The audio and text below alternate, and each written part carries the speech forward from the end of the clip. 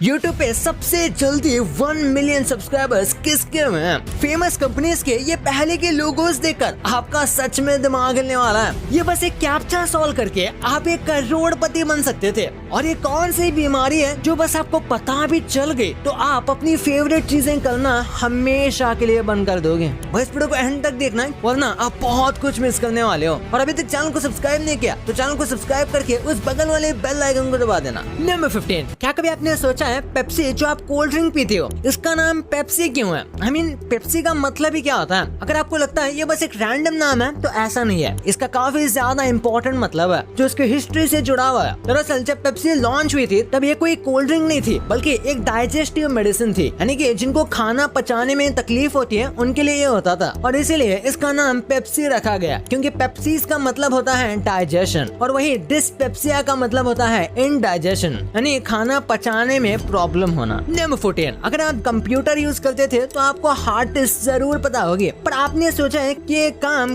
कैसे करती है? एक बार इस वीडियो को देखो। इस वीडियो में जो आपको डिस्क दिख रही है ये एक हार्ड डिस्क है, वो भी बस 40 MB की। पर जब इसे रन किया जाता है तो आप देख सकते हो ये कितने ज्यादा प्रेशर के साथ रन होती है और यही वजह है कि कंप्यूटर हार्ड डिस्क का यूज करते वक्त काफी ज्यादा हीट हो जाता है और इसलिए उनको एक पूरा कूलिंग सिस्टम चाहिए। और तो और पीसी जितना पावरफुल होगा उतना ज्यादा कूलिंग सिस्टम लगाना भी बहुत जरूरी है। नंबर 13, बस एक कैप्चा सॉल्व करके आप करोड़पति बन सकते थे। आपने हमेशा सुना होगा कि 2011 में अगर आप बिटकॉइन में इन्वेस्ट करते तो आज आप बहुत पैसे कमा लेते। लेकिन एक वेबसाइट थी बिटकॉइन फॉसेट करके जो सबको फ्री में बिटकॉइन देती थी बस कैप्चा फिल करने के लिए और आप ये पूरे दिन कर सकते थे, यानी कि जितने बिटकॉइन चाहे आप उतने बिटकॉइन ले सकते थे उस टाइम पर। और कई लोगों ने बस गेम की तरह इसे यूज भी किया था खेलने के लिए, पर उन सब ने अपने वॉलेट एड्रेस को खो दिया या फिर बिटकॉइंस की को सेव नहीं किया क्योंकि उन्हें बस ये टाइम पास वेबसाइट लगी थी। पर अगर एक्चुअली में किसी ने सीरियस लिया होता या फिर लिया है तो वो आज बहुत पैसे कमा चुका है बस कैप्चा भर के। नंबर 12, यार आपने देखा होगा कुछ हेलीकॉप्टर्स होते हैं उनमें 2 ब्लेड्स लगे होते हैं, उसके बाद भी वो ब्लेड आपस में कभी टकराते ही नहीं और इसका रीजन ये है कि वो थोड़े से टिल्टेड होता है और उनके नीचे जो गियर लगा होता है वो कुछ इस तरीके से सेट किया जाता है कि कभी भी एक दूसरे से नहीं टकराए। जैसे आप यहाँ देख सकते हो ये थोड़े से ऊपर की तरफ टिल्टेड है जिस वजह से दोनों विंग्स आपस में नहीं टकराते और एक दूसरे के ऊपर से निकल जाते हैं और इसी के साथ ये साइमल्टेनियसली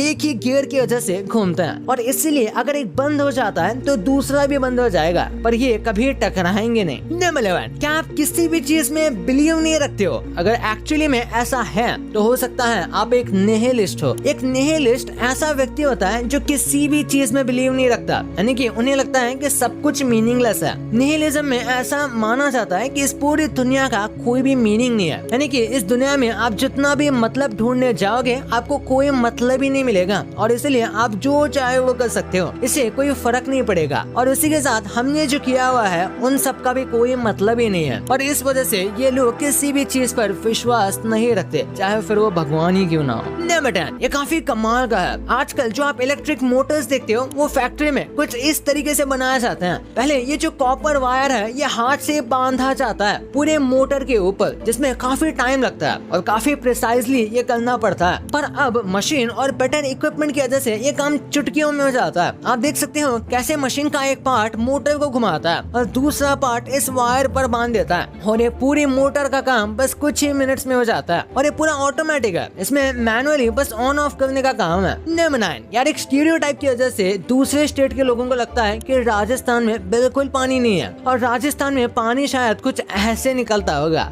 लेकिन ये बात बिल्कुल गलत है। हाँ, राजस्थान में बहुत गर्मी है और उसके डेजर्ट रीजन में पानी नहीं मिलता। उसका रीजन ये है कि वो काफी डिस्कनेक्टेड है, पर इसे छोड़कर बाकी राजस्थान में पानी आता है। यहाँ तक कि उदयपुर को तो सिटी ऑफ रिवर्स भी कहा जाता है और बारिश के सीजन में राजस्थान काफी हरा भरा दिखता है बस डेजर्ट एरियाज को छोड़कर। नंबर 8, आपने CT स्कैन, एक्सरे स्कैन या MRI स्कैन ये तीनों चीजें सुनी होंगी और आप में से कई लोगों ने इसे करवाया भी होगा, पर क्या आपको इनमें डिफरेंस पता है? सबसे पहले अगर इमेज की डिफरेंस की बात करें तो ये देखो ये तीनों कुछ ऐसे दिखाई देते हैं एक दूसरे से काफी डिफरेंट। और अब बात करें इनके एक्चुअल डिफरेंस की तो एक्सरे जो है वो 2D होता है और वही जो CT स्कैन होता है उसमें मल्टीपल एक्सरे को लिया जाता है और फिर उसे एक 3D इमेज में क्रिएट किया जाता है, जो कि नॉर्मल एक्सरे से काफी ज्यादा बेटर है और ये थोड़ा ज्यादा एक्यूरेट भी होता है। यहाँ तक कि इसमें आप ओवरलैपिंग मसल्स भी देख सकते हो। अब बात करें MRI की, तो इसमें ये हाई एनर्जी रेडिएशन का यूज नहीं करते एक्सरे और CT स्कैन की तरह, बल्कि ये मैग्नेटिक प्रॉपर्टीज का यूज करते हैं और कुछ जगह पर MRI स्कैन CT स्कैन से भी बेहतर होता है। दोनों के अपने अपने बेनिफिट्स हैं। नंबर 7, क्या आप खुश होने से डरते हो? हाँ, सुनने में अजीब लगता है पर एक्चुअली में एक फोबिया है जिसे कैरोफोबिया कहा जाता है। ये ऐसे लोग होते हैं जिन्हें ज्यादा खुश होने से डर लगता है, क्योंकि उन्हें ऐसा लगता है कि अगर आप ज्यादा खुश होंगे तो जल्द ही उनके साथ बुराई होगा। यानी कि उन्हें लगता है कि ये दुनिया ऐसे ही काम करती है कि अगर आप ज्यादा खुश रहे होंगे तो फिर आपके साथ कुछ बहुत ही ज्यादा बुरा हो जाएगा, और इसीलिए ये लोग अक्सर बहुत ज्यादा खुश होने से डरते हैं। पर आपने कई बार सुना होगा कि लोगों को ये कहते हुए कि ज्यादा हंसे तो फिर रोना भी पड़ेगा। नंबर 6, कार का एरोडायनामिक होना बहुत जरूरी है। अगर कार एरोडायनामिक होती है तो फिर वो ज्यादा स्पीड में चलेगी और स्मूथ भी, और उस स्पीड को मेंटेन करने के लिए ज्यादा पावर की जरूरत नहीं पड़ेगी। ओवरऑल पेट्रोल भी बचेगा। यानी कि एरोडायनामिक कार काफी ज्यादा इकोनॉमिक होती है और इसीलिए कार के एरोडायनामिक्स चेक करने के लिए कुछ इस तरीके का पंप यूज किया जाता है जिसमें से स्मोक निकलता है, और आप इस सैंपल में देख सकते हो कि ये कार कितनी ज्यादा एरोडायनामिक है। नंबर 5, आपने मैप में देखा होगा कि USA और रशिया एक दूसरे से कितने ज्यादा दूर हैं, पर एक्चुअली में हमारा वर्ल्ड ग्लोब है, तो इसलिए ये एक दूसरे से दूर नहीं बल्कि काफी ज्यादा पास है। जैसे कि ये देखो,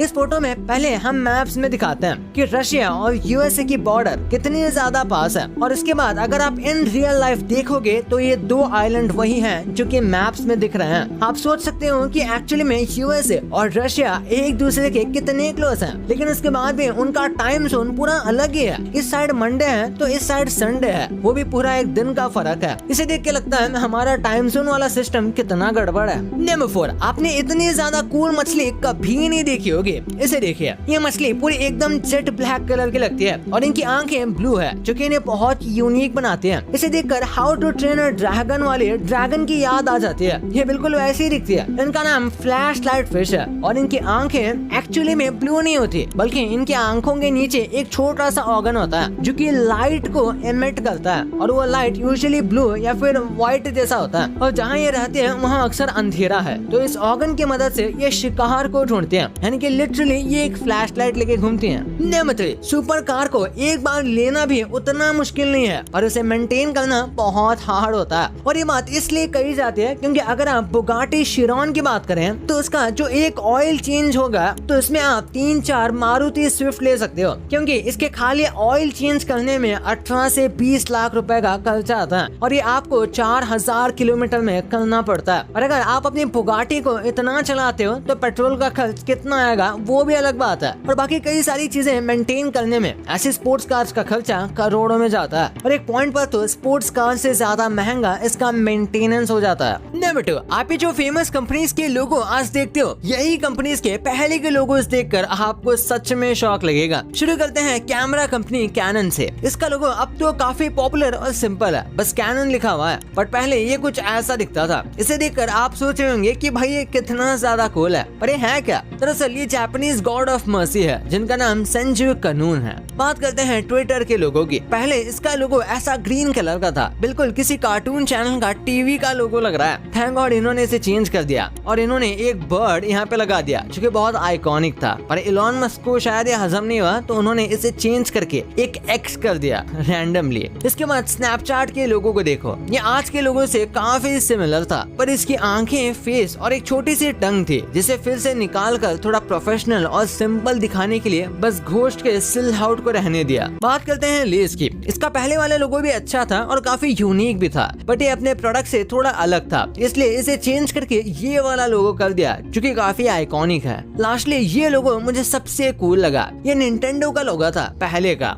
और यार ये अभी के निंटेंडो लोगों से थोड़ा कूल है, एकदम ओरिजिनल जापानीज गेम्स की वाइब देता है। नंबर 1, आप आजकल तो बहुत सारे चैनल्स देखते होंगे जिनके 1 मिलियन से ज्यादा सब्सक्राइबर हैं, जिसमें मेरा चैनल भी है। लेकिन आपने कभी सोचा है कि सबसे फास्ट 1 मिलियन सब्सक्राइबर्स पहुंचने वाले चैनल्स कौन से थे? सबसे पहले स्टार्ट करते हैं मिस्टर बीस्ट 2 चैनल से, जहाँ पर मोस्टली मिस्टर बीस्ट के ऐसे वीडियोस अपलोड होते थे जो मेन चैनल पर नहीं हो पाए, और इस चैनल के 1 मिलियन सब्सक्राइबर्स बस 1 महीने में हो गए थे, ऑब्वियसली मिस्टर बीस्ट के ओरिजिनल चैनल की वजह से। फिर आते हैं सलमान खान। हाँ, द सलमान खान। इनके यूट्यूब चैनल को 25 दिन लगे थे 1 मिलियन सब्सक्राइबर्स तक पहुंचने के लिए, और हम सब जानते हैं कि ये इतनी जल्दी क्यों हो गया, क्योंकि सलमान खान बहुत फेमस है, भले ही वो कुछ कंटेंट ही नहीं बनाते। उसके बाद आते हैं रसभरी के पापा, यानी फ्लाइंग बीस्ट का ही और एक चैनल। इसमें 1 मिलियन बस 4 दिन में हो गए थे। तभी फ्लाइंग बीस्ट का पीक चल रहा था, यानी कि उनके सारे वीडियोस पर बहुत व्यूज आ रहे थे और बहुत सारे इंप्रेशन जनरेट हो रहा था, और तभी उन्होंने ये चैनल खोला था, इसलिए 4 दिन में इनके 1 मिलियन हो गए। इसके बाद वाला तो और भी क्रेजी है, क्योंकि पीयूष जोशी गेमिंग और हैमस्टर कॉम्बैट दोनों के 1 दिन में ही 1 मिलियन सब्सक्राइबर हो गए थे। पीयूष जोशी के क्यों हुए ये तो आप जानते ही होंगे, उनके भाई की वजह से और बाकी यूट्यूबर्स के प्रमोट करने की वजह से। पर हैमस्टर कॉम्बैट का काफी अजीब है। इस चैनल पर आपको रैंडम चीजों के बारे में न्यूज मिल जाएगी, जो कि स्पेशली क्रिप्टो करेंसी से रिलेटेड होगी। दरअसल ये एक टेलीग्राम क्रिप्टो कॉइन गेम है, में बस आपको टाइप करना होता है और आपको क्रिप्टो कॉइन मिलता है, और लोगों का कहना है कि फ्यूचर में इसकी कोई वैल्यू होगी और उतने पैसे आपको मिल जाएंगे, और इसलिए कई लोग इस गेम को खेलते हैं, और अनगिनत यूट्यूबर्स ने इस गेम को प्रमोट किया है, और वहीं से इस चैनल यानी कि इस गेम का नाम पॉपुलर हुआ था। और फिर उन्होंने चैनल खोला था जिस पर तुरंत सब्सक्राइबर्स बढ़ गए, और इनके 1 महीने में 21 मिलियन सब्सक्राइबर्स हो गए थे, बहुत ज्यादा प्रमोशन करने की वजह से। और लास्टली नंबर 1 पे ऑब्वियसली आते हैं रोनाल्डो। इनके 1 मिलियन दिनों छोड़ो मिनटों में हो गए थे, बस 90 मिनट में। भाई ये तो आपको पता चल गया, पर आपने सोशल मीडिया पे फेमस हुए इन लोगों की